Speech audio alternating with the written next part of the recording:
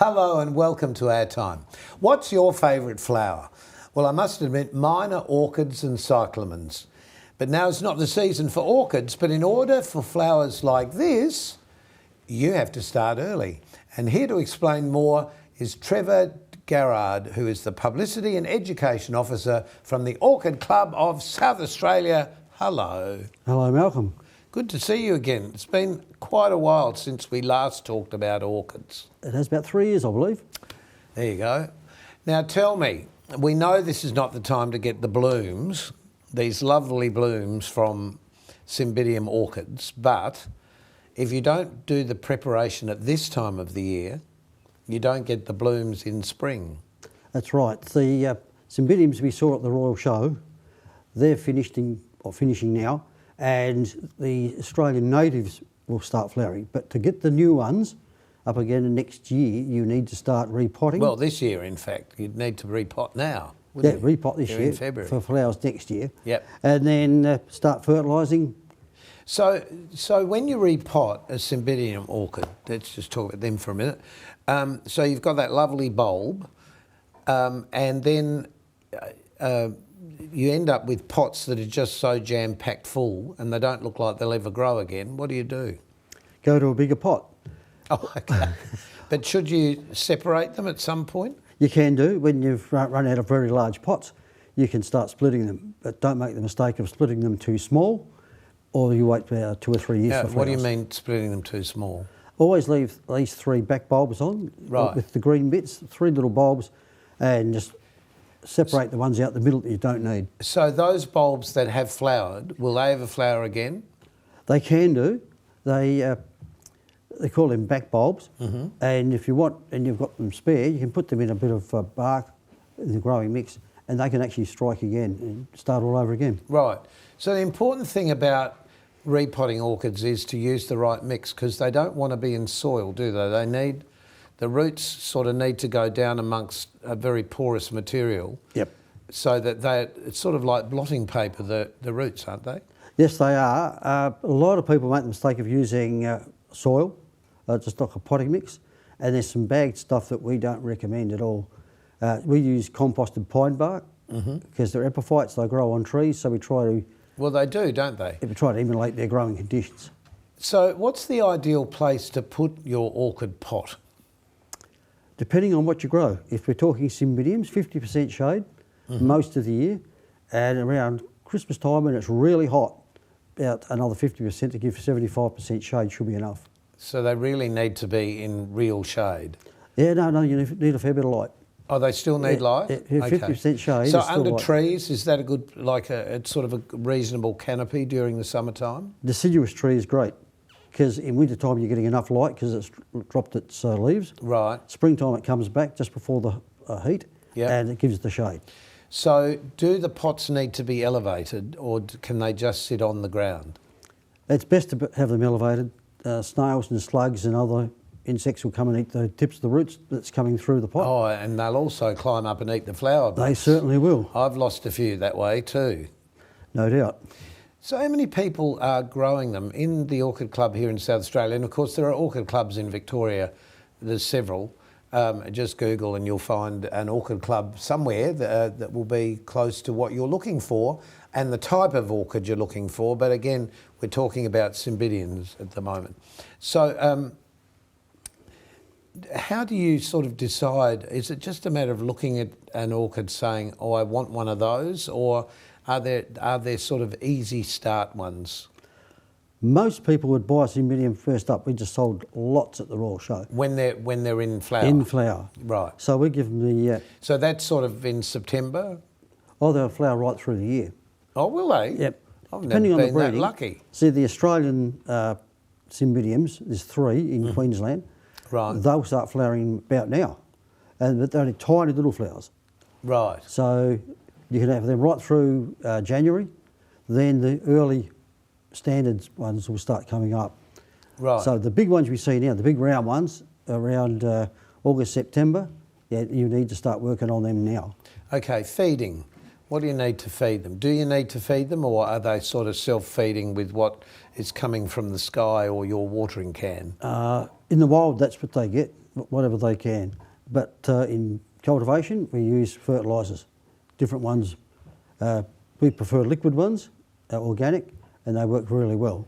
I suppose that's the advantage of belonging to like an orchid club, because everyone can share their information, their knowledge. That's right, and the Orchid Club of South Australia is by far the biggest, and we run workshops for our new beginners, new members. We'll have a Saturday set aside and we'll invite about 40 members down. Right. And do workshops with them. Now, these orchids we're showing, though, are not the orchids we're talking about. These orchids that we're showing are Australian orchids. Bar one. Oh, bar one. Yep. Well, let's just quickly talk about... So we're just switching now from Cymbidium orchids to native orchids. Now, as a kid, I was brought up in the hills, so we had blue crows, we had spider orchids, we had donkeys, and these hooded ones. Pterostylis, yep. And I remember as a kid, we would come home with bunches of them because they were just growing everywhere in the scrub. Yep. But now it's not encouraged to do that, is it? Definitely not. Big fines and even jail time for picking them now, removing them. So for those of us who still have an affection for those sort of flowers, what's the best way to still have them? Can we grow them? Can we still grow them? We can. You've got to go to a supplier that's licensed to do it, or has the plants in stock, so to speak. Right. And there's a couple. So there are breeders breeding the native orchids now, and are they licensed? Do you have to have a licence for that? You have to have a licence to collect them from the wild, right, and work on them. Okay, so that's how it happens, yeah. Yeah. Well, so these that we're looking at, these are the hooded ones, these here. Yep. What are these ones called? Are they Pterostylis curta? Oh, I thought they died out with the dinosaurs. Actually, How do they you were around remember with the these names? Well, how do you remember a name like that, and where did the name come from? I have no idea where that name come from. They're commonly called the blunt green hood. Right. And the one on the next to it there is the smallest green hood in South Australia. They're very healthy. So these in the front, these smaller ones, what do you call them? The Pterostylis nana. Nana is Latin for small. So I had banana before.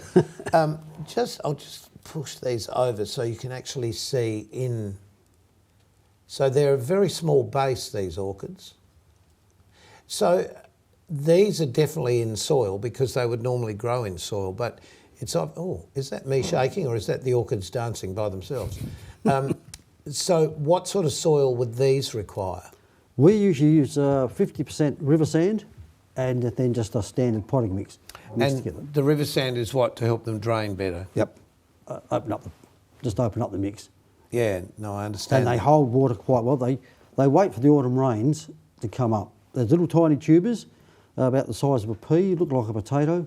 They're in there. As soon as the rain hits them, up they come. So these would normally flower at what time of the year? Right now. In spring? In spring. Yeah, but right now is February. I've got to be honest, we filmed this segment earlier because talking about looking after these things, we're all very conscious that if you don't start them off right, you're not going to get this result. That's right. There's a lot of background work to flowering later in the year. Mm. So when you started off with this, how did it start for you? I had a friend with lots of them in his backyard. I had no interest at all. My brother had some interest, but a friend had about 18,000 in his backyard. And I left Australian National Railways, and he said, do some orchids. There's money in it, not a lot, but you'll be okay. And so we just started a little backyard business, and then got a laboratory and started producing my own, and we were selling them to Sydney. And how long did that take you to set all that up? Oh, only a couple of months. No, but until you got to the point of, growing orchids that were commercially available? Oh, 6 months. Really? Yep. That quick? Yep. Did you retire? Is that what happened? I'm retired now, but I wasn't retired then. No, okay. So was this something that you were sort of looking forward for your future for?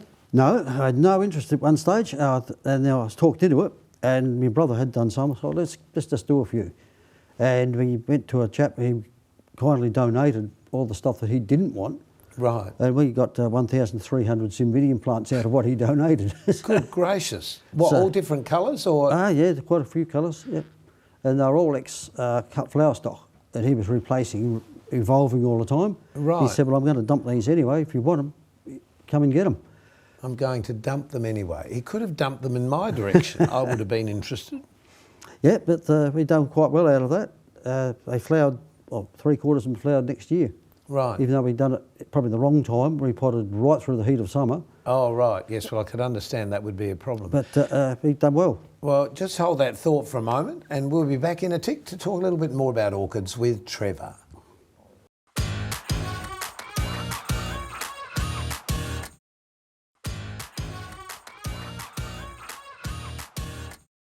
Our guest is Trevor Gerard and we're talking about orchids because now's the time to prepare for potting and making sure you're going to get good blooms later in the year. One of my favourites, because I've got quite a few of these growing at home, are the Sydney rock, I want to say oysters, orchids. And in springtime, they look fabulous because they just sort of seem to grow in nothing. That's right. A large plant can be growing in a very small pot. Very small pot. And they tend to go out at a sharp And they angle. grow so fast. Every year they seem to sort of double or treble themselves. Yeah, once they get to a certain stage, they really fly. I started with two, whatever you call them, like 2 fingers. Two bulbs. Are they a bulb? They're a pseudo bulb, yeah. Yeah, because they're like a stem more than a bulb. Yep. Well, I started with 2 and now I've got about 12 pots of these and they look magnificent when they're out. What do I need to do? Do I need to do anything other than just pop them in a bit of potting mix and break? Well, I cut them in halves, I think. That's how I've ended up with so many pots. That's what people do. They divide them and they get unwieldy. I've seen them growing in They do washing get machine unwieldy. tubs. Oh, yes. So, and they just leave them there. They never move them again. Yeah, excepting they're always good to make into gifts, you know, to give away next spring. Yeah, that's right. When they're in flower or flowering size, they're a great gift. The thing is, if you buy them in a very small pot as a seedling, you could wait 8 to 15 years for them to flower. Oh, really? They take a long time to get to flowering stage. So you're better to get really that sort of stem bulb. You're better off getting a division from a friend that's actually got one flowering, and they'll flower straight away. Yes, because mine flower every year. And that's exactly how I got them in the first place, sharing from a friend. Yep, and you'll have a lot of friends too now. Yeah, exactly. Yes, well, that's what I've done them for, to give away. And is that a joy for you to just see, in a way, your creations going on? It is. My biggest thrill now, though, is in the education side of it, with the Orchids in Schools program and mentoring students. Yes, now let's talk about that, because I find that really interesting. Because, as you said, you weren't interested as a younger man. It wasn't until you were older that you were introduced to them. Yep. So talk about the program, because that's really interesting. Well, I started off at Woodville High School. One chap was running it down there and asked me to go down and do some extra work with him. Was that to talk to the students or to Yep. show them what to do? Yeah, we had 4 students giving up their lunchtime to do the little orchid club. And then I was driving home and I thought, that might work. This program just might work. So I started Willunga High School, then Mount Barker, then they just kept piling on us. And it really works. Are kids interested? Yes. And why do you think they're interested? Is it because it's something completely not in books or on a laptop screen? Usually we find that mum, dad, aunt, uncle, grandparents are growing them. Right. And they've been growing them poorly, sorry people, but the kids really get better and they go home and tell parents how to grow them properly. Well, their brains are prepared to take in information. Or do they what? Yeah, exactly.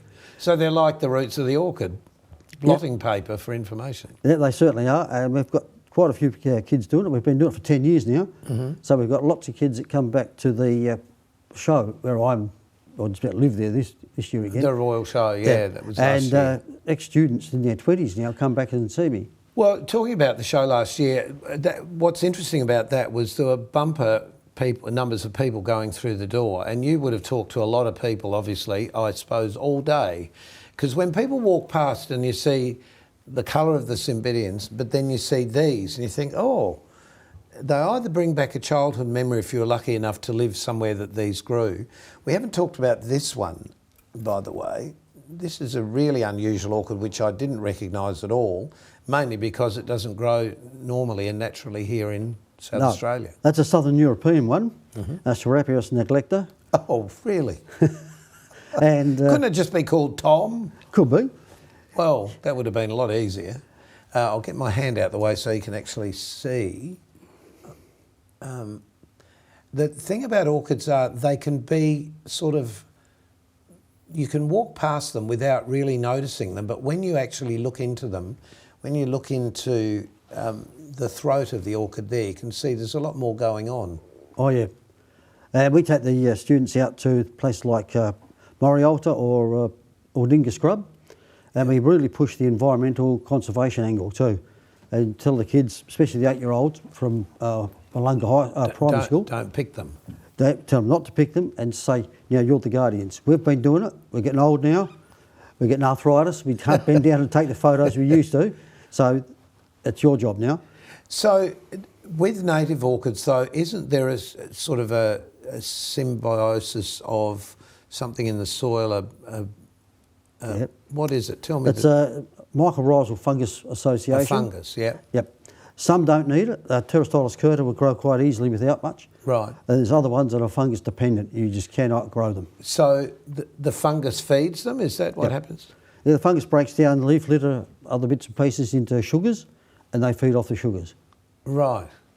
You see, you just don't know this stuff unless you're actually part of, I guess, a group of people like a society. So how valuable is the Orchid Society here to you and the people that come? Very. The Native Orchid meet? Society in particular does a good job with these type of things. Mm-hmm. And in the conservation angle, if something goes wrong, just recently up at Kaipo, about 2 years ago, we had a slasher mistake, and they was destroyed for a while. And we went up there and looked after that patch for 18 months and watched all the orchids come back. To get it to come back, right. Yeah, we were surprised. We thought they'd be gone, but that was the best flowering ever because they had no competition with other plants. Right. So we found a couple of things that we hadn't seen before. Right. Well, I remember as a kid seeing huge patches of what we call donkeys then. Yep. So they obviously regenerate. Do they multiply as they regenerate? Yeah, they do. Some do. Pterostylis curta does. The Chytoglottis trapeziformis does as well. But others, not so much. They do it by seed. But these will do it by seed as well. So does the seed generate out of the flower as normal seeds would? Okay. Yep. So once that's seeded, do people that are interested in this, as you were saying, collect the seeds from them or the plants themselves? Not from the wild. If you look at that one just on the edge there. Which one? Oh, this that one here? there, you can see the seed pod right near your fingernail. That's the seed pod there? That's a seed pod developing there. Right. And that could carry 1,500, 2,000 seeds. In that little pod? Yep. How amazing. Well, it's not a big flower, I suppose, is it? No, it's not. But in the Cattleya, the big South American Cattleya's, they'll have up to 8 million seeds. Good gracious. And why don't we have 8 million plants then around this? That's the question. That comes back to the mycorrhizal fungus. Because the seeds blow out into the air, they land on the tree forks, they land, and if there's no mycorrhizal fungus there for the seed to develop, they don't develop. Right. So they're really relying though on what the water in the atmosphere is. Yep. Right. They'll start growing on the tree, just rely on the atmosphere. The interesting thing is there's just so much to know, isn't there? So talk about the local club here in South Australia. Do you know how that started? It's a long time ago. It was about 90 years ago, I think. Yep. And it's grown considerably. It went up to 600 members back in its heyday. Right. Are they all old people our age?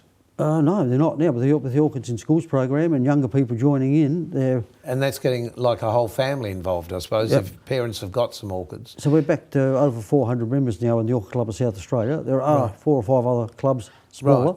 Yep. But Orchid Club of South Australia is by far the biggest. But it's very important because we do conservation work as well. So in Victoria, there would be clubs all over, I guess, doing exactly the same thing. So in Australia, native orchids are virtually the length and breadth of the country, aren't they? They are, yep. Tassie right up to the... So everyone's got, every state or every area's got orchids that are specific to those areas? Yes, that's right. Some, like Pterostylis curta, can be right across the states, but there's other ones that are endemic to South Australia. There's some endemic just to Kangaroo Island. Right. Well, just going back to the big blush of Cymbidium orchids then. So I guess most people are going to be attracted to them simply because of the bigness, the fullness, the colours that you can get and so on. Just let's go through what we need to remember to do at this time of the year for those orchids. Right, so if they're breaking out of the pot, you can repot them now. As soon as they finish flowering, knock them out of the pot, decide whether you're going to just go to a bigger pot and leave the plant intact, or if you want to go get a couple of smaller pots, break them into divisions. Like I said before, don't go too small. Yep. Always leave 3 back bulbs and some green, and you'll get flowers the following year. Right, and then you can fertilise. But you won't if you don't fertilise, because they do need fertilising. They certainly do. So use your liquid organic fertiliser. Start that off, and then. And how's the best way to water them? Is that the drop them in a bucket with the fertiliser in the water in the bucket, or is it pour it over? Pour it over. We don't like putting plants in the bucket, because if you've got one plant, you go to the next plant. If that one's diseased, you've just transferred the disease to the second now plant. That's something I never thought about. So we water overhead. Well, they don't get coronavirus too, do they? They do get virus. They do, and we've got rat tests for them as well. Not that. Hang on, we'll go back to that in a tick. We've got to take a short break, and we'll be back in a moment.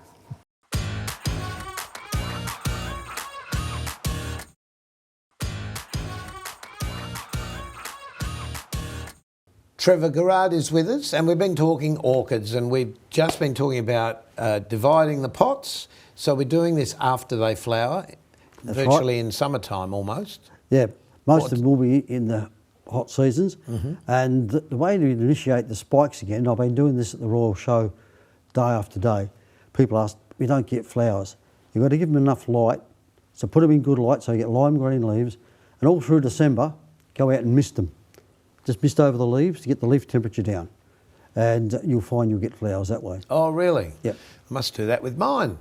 Okay, so that's into the summer, then into the autumn time. Is there any specific care? Yeah, just keep looking out for bugs, slugs, Yes, scale. the bugs and slugs, yeah. Any fungus that might be coming We all around. need lizards around to eat the bugs and slugs. That's what we need. Well, I've got a couple. Yes, I've got one at home as well. And then in the winter time? You should start seeing some spikes come up. Just look after them. Put a stake next to them. Stretch them up with hat elastic just to make them nice and straight. Ah. So that's a little trick we There's a little trick, yes. And then take the sheath off when the buds come out of the sheaths. Take all the sheath off so it doesn't hold water and attract snails and slugs to bite the flower spike. Right. Then when they finish the buds, you just wire tie them to the stick, and away you go. It's springtime by then, and you put them down the Royal Show. Springtime for orchids, beautiful. Trevor, thank you so much. It's lovely to talk about someone with both a passion and a common sense attitude to how to look after them. And good luck with all of those, and certainly teaching kids, and particularly teaching them about the orchids that are native to where we live. Thank you very much, Malcolm. Yeah, thank you very much. So until next time on Our Time, happy flowering for you and happy preparation for the rest of the year for your orchids to blossom in springtime. So until next time on Our Time, keep yourself pretty until then. Bye.